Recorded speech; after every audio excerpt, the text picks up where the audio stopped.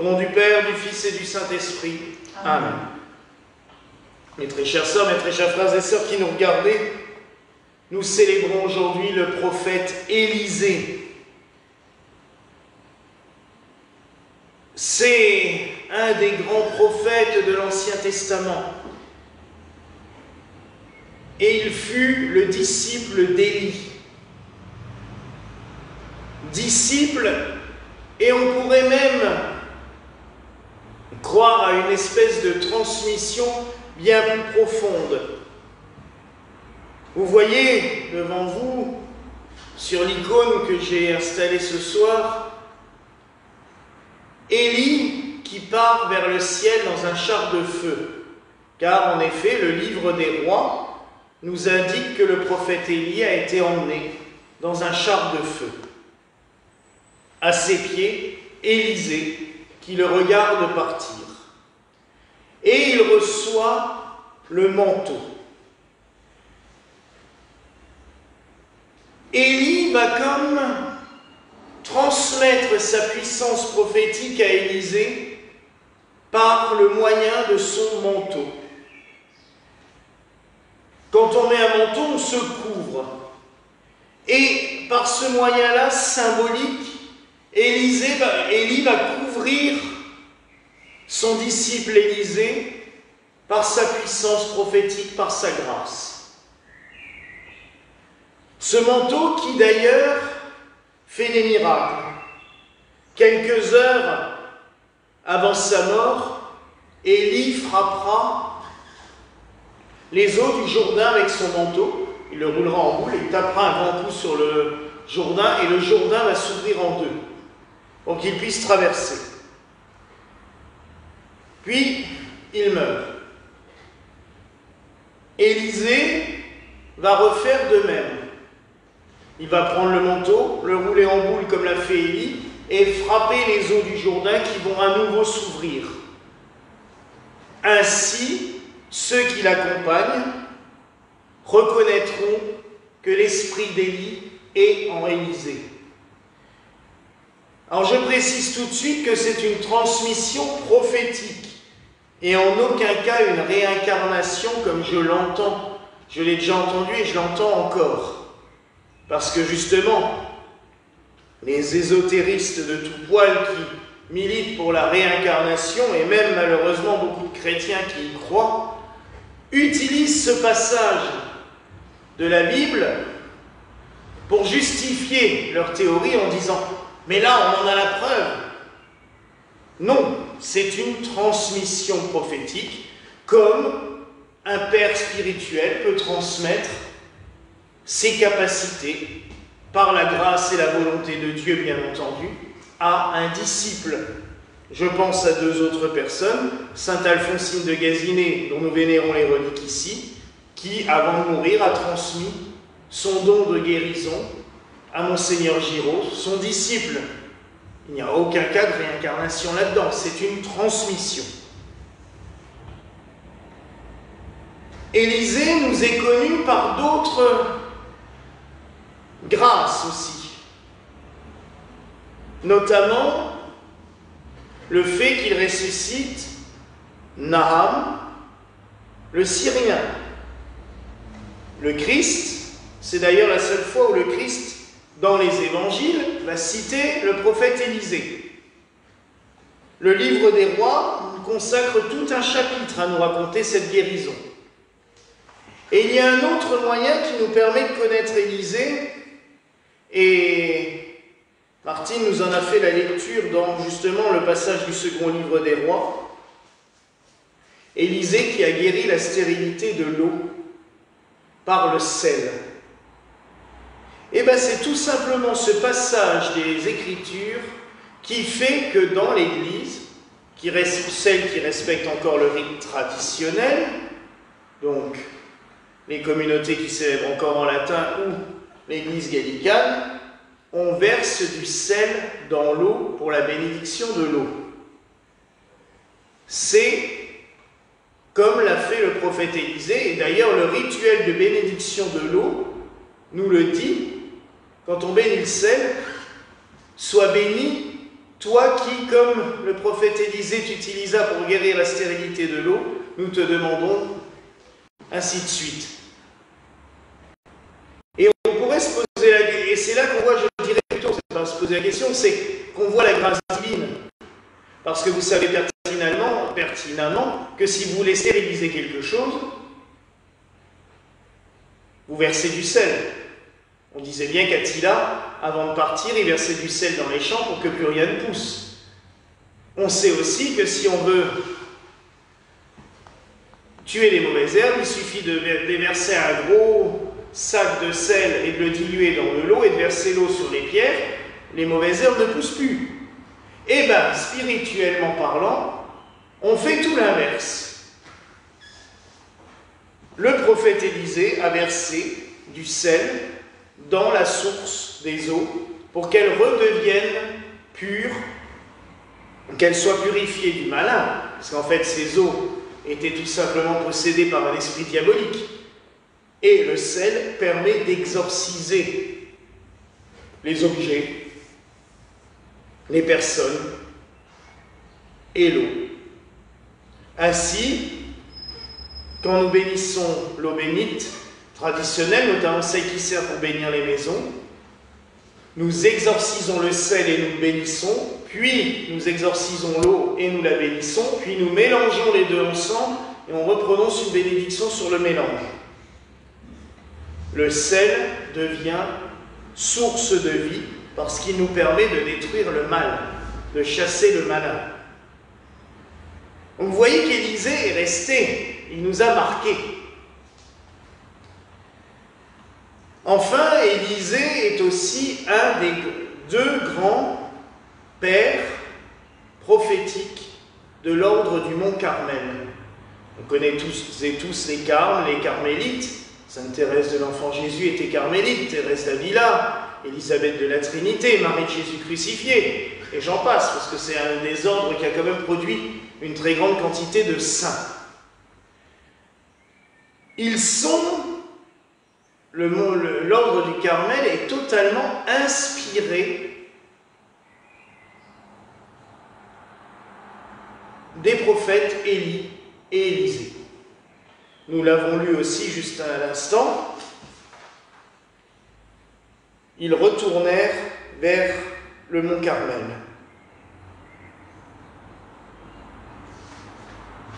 Le mont Carmel, c'est une montagne en Israël. Et il y a des grottes. Et Élie et Élisée ont vécu dans ces grottes. Alors ces grottes existent toujours. Au Moyen-Âge, les carmes ont été créés là-bas. C'est là-bas que l'ordre du Carmel a été créé, parce qu'à l'origine, les carmes sont des ermites qui vivaient donc dans ces grottes. Par la suite, ils en ont été malheureusement chassés. Les grottes sont devenues une mosquée. Maintenant, c'est une synagogue.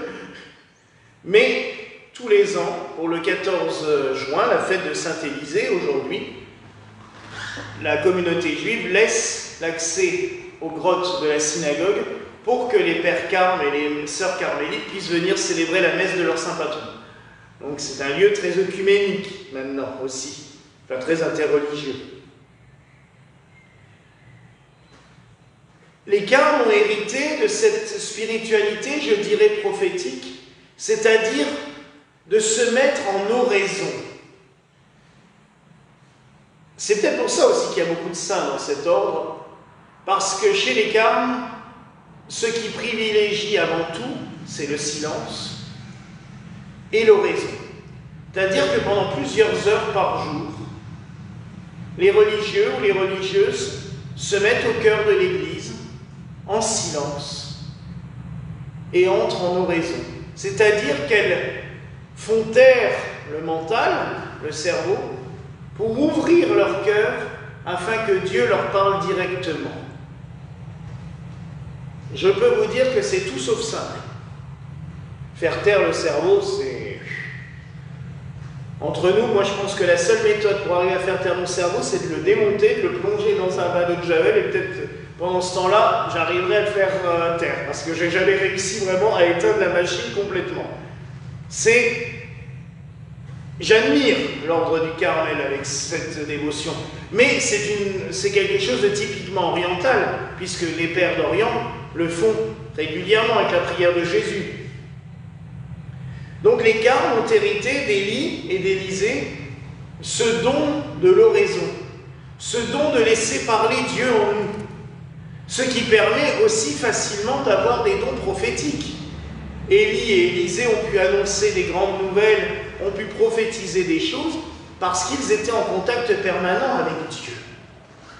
Et les carmes, comme je l'ai dit, il y a quand même beaucoup de saints. Thérèse d'Avila, Jean de la Croix, il y a un père Raphaël aussi qui a été canonisé, un carme qui a été un grand mystique aussi, Thérèse de Lisieux, Élisabeth de la Trinité, Marie de Jésus crucifié, et tant d'autres, sans doute que nous ne connaissons même pas,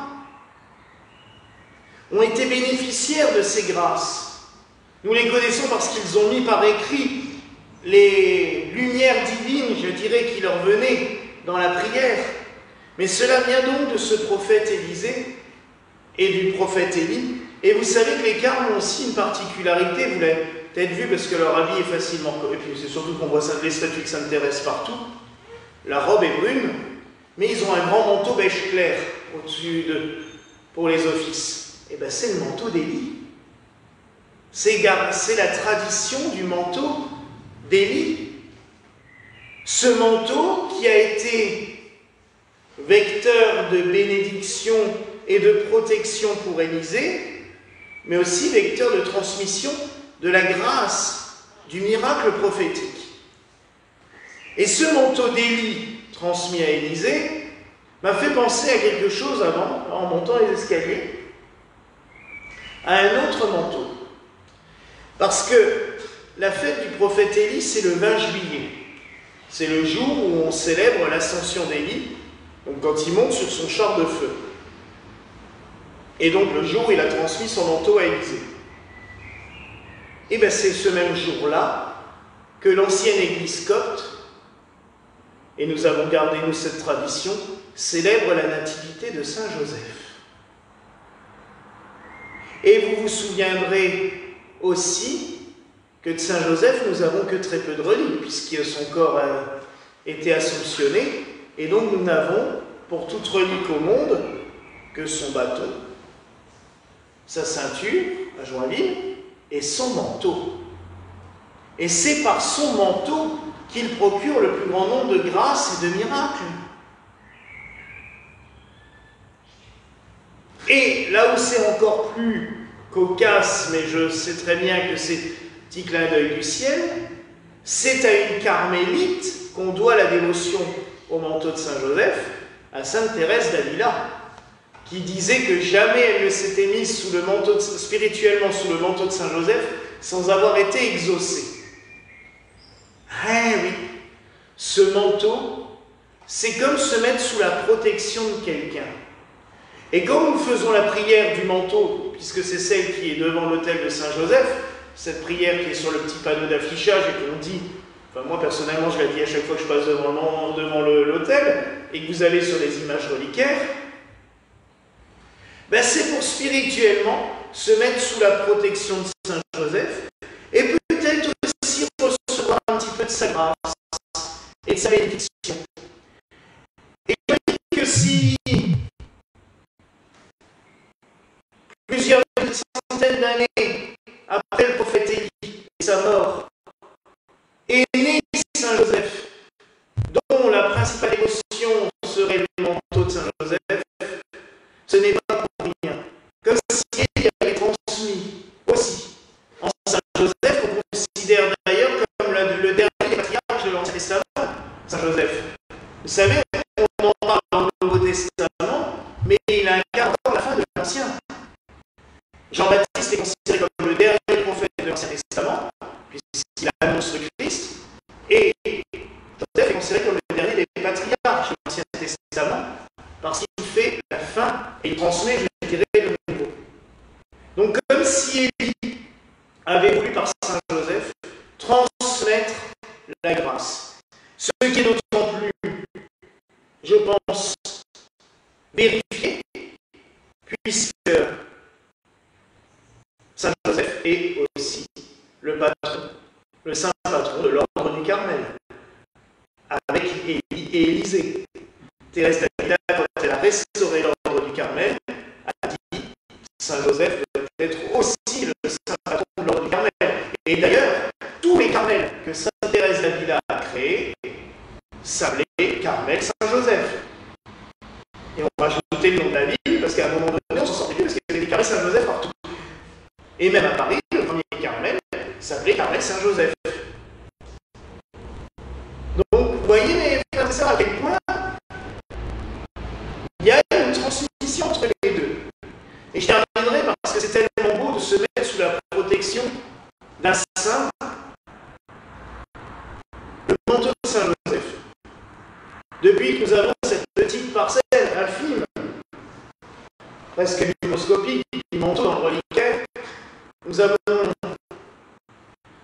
l'avions fait reposer pendant presque un an dans un tissu, dans un reliquaire. Et ce tissu, depuis, nous en coupons des petits bouts pour mettre sur les images du reliquaire que nous distribuons un peu partout. Je ne sais pas combien de centaines, voire milliers, puisqu'on a déjà mis un 3 ou 4 paquets de 500 qui sont partis, qui ont été dispatchés.